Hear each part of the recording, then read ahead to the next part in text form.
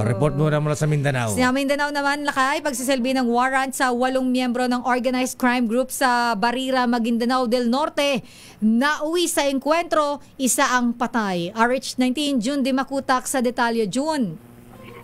Nauwi sa enkwentro, Sister L. Mayor Deo, ang pagsisilbi ng warrant of arrest ng CRG Barm personnel katuwang ang Philippine Marines ng MBLT-2 laban sa 8 suspect na kasapi ng organized crime group na may link umano sa Dawla Islamiyah Hasan Group na pinapangunahan ng isang Purok Marandakan Ragundo alias Rocky.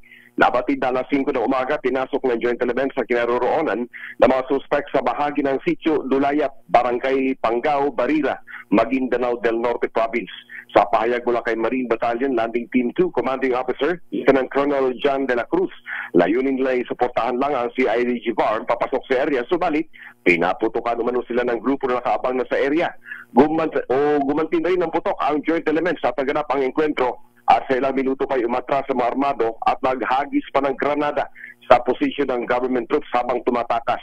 Wala namang iniulat na casualty sa panig ng government troops, subalit isa ang napatay sa panig ng mga suspect. Kinilalang na sawi na isang Kamlon Manardas Ragundo, 34 years old, residente ng Barira, habang na-recover din ang 2 units ng M16A1 rifle, mga magazine, 2 granada at mga bala.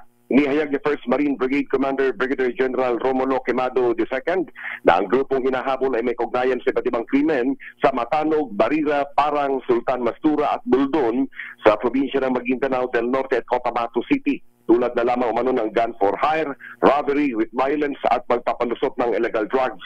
Pinapurihan naman 6ID and JTF Central Major General Donald Gumiran ang tagumpay ng operasyong ito at tinitiyak nitong patuloy na kaisa ang JTF Central upang tugisin ang mga nakatakas sa suspect na subject ng warrant of arrest. RH19, June Di Makutak, DZRH, una sa Pilipinas, una sa Pilipino. Daming